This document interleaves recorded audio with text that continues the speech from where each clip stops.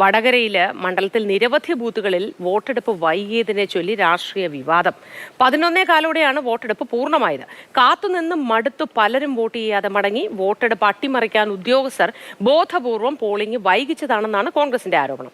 അതേസമയം സംസ്ഥാനത്ത് 70.35% ആകെ പോളിംഗ് രേഖപ്പെടുത്തിയത്.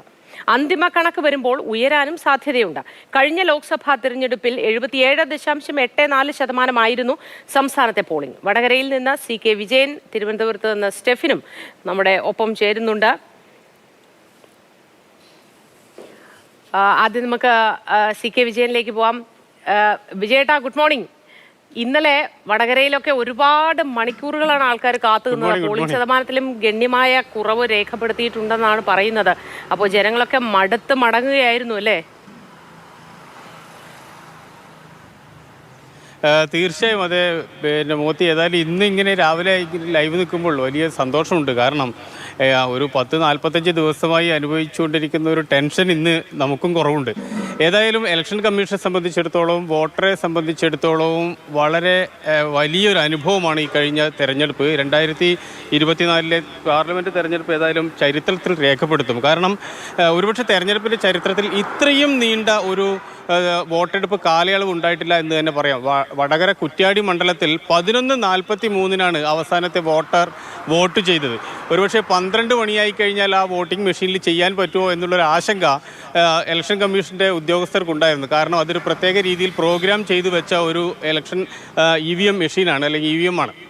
അതുകൊണ്ട് പോളിംഗ് ശതമാനം ഈ മേഖലയിലെല്ലാം തന്നെ കുറഞ്ഞിട്ടുണ്ട്. പൊതുവെ കേരളത്തിൽ ആകെ കുറഞ്ഞിട്ടുണ്ട്. വടകര മണ്ഡലത്തിലും കോഴിക്കോടും ഒക്കെയായി 82-81% നേരത്തെ ഉണ്ടായിരുന്നത് അത്ര നിലയിലേക്ക് എത്തിയിട്ടില്ല. ഏറ്റവും ഒടുവിൽ വന്ന കണക്ക് പ്രകാരം കോഴിക്കോട് പാർലമെൻറ്റ് കോൺസ്റ്റിറ്റ്യുവൻസിയിൽ 75.16 അത് കുറച്ചും കൂടി കൂടും. ഒരുപക്ഷെ 76 എത്തിയേക്കാം.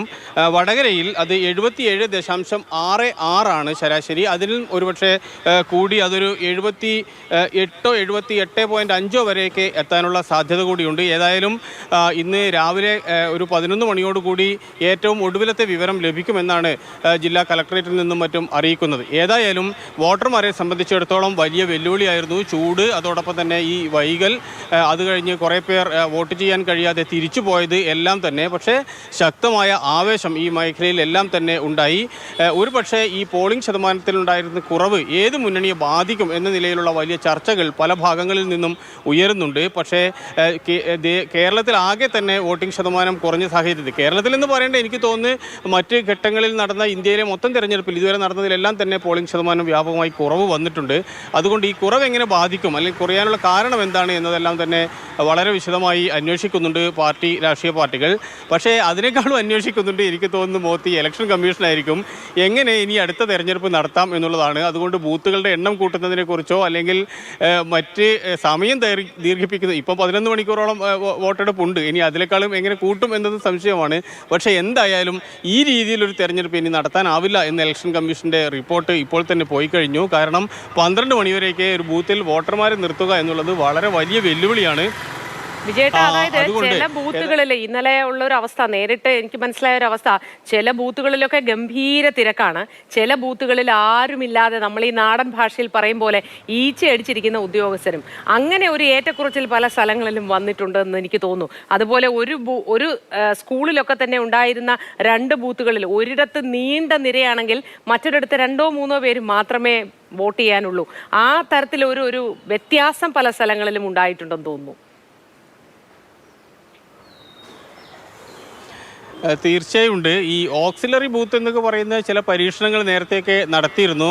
അതായത് 1200-1500 വോട്ടർമാരുള്ള സ്ഥലത്ത് തിരക്ക് കുറക്കുന്നതിന് വേണ്ടിയൊക്കെ. പക്ഷേ ഇനി ഒരുപക്ഷെ വ്യാപകമായി അത്തരത്തിലുള്ള ബൂത്ത് സംവിധാനങ്ങളൊക്കെ വരുമായിരിക്കും എന്ന് നമുക്ക് പ്രതീക്ഷിക്കാം. പക്ഷേ ഒരു കാര്യം ഉറപ്പാണ്, ജനാധിപത്യത്തിൻ്റെ ശക്തി എത്രമാത്രം വലുതാണ് എന്നും കേരളം പോലുള്ളൊരു സംസ്ഥാനത്തിൽ വോട്ടർമാർ എത്രമാത്രം അവരുടെ വോട്ടിനെ കുറിച്ചുള്ള അവകാശത്തെക്കുറിച്ച് ബോധവാന്മാരാണെങ്കിൽ ബോധവതികളാണ് എന്ന കാര്യം നമുക്ക് ഉറപ്പിച്ച് പറയാൻ വേണ്ടി കഴിയും. കാരണം ഈ 11:43 വരെയൊക്കെ വോട്ട് ചെയ്യുന്നതിന് വേണ്ടി കാത്തു നിൽക്കുന്ന ഒരാളുടെ മാനസികമായ ഊർജം, അയാൾക്ക് ഈ ജനാധിപത്യത്തെ നിർണ്ണയിക്കുന്നതിൽ അയാൾക്കൊരു റോളുണ്ട് എന്ന് അയാൾ കരുതുന്നു എങ്കിൽ, അയാളൊരു ഒരു വലിയ മനുഷ്യനാണ് ജനാധിപത്യത്തെ രാജ്യത്തെ സംബന്ധിച്ചിടത്തോളം. അത്തരത്തിലുള്ള ആൾക്കാരെ നമ്മൾ കുറ്റ്യാടി, നാദാപുരം പോലുള്ള പ്രദേശങ്ങളിലെല്ലാം തന്നെ കണ്ടു. വടകരയുടെ പല ഭാഗങ്ങളിൽ കണ്ടു.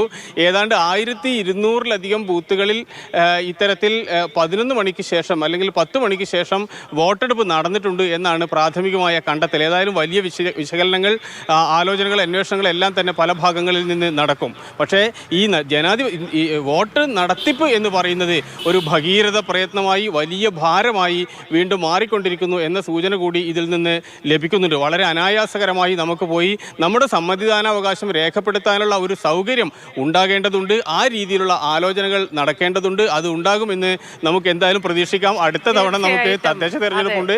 അതിനപ്പുറത്തെ വർഷം നമുക്ക് പ്രതീക്ഷിക്കാം. അടുത്ത തവണയെങ്കിലും സുഗമമായി പോളിംഗ് ഒക്കെ നടക്കട്ടെ എന്ന് വിചാരിക്കാം.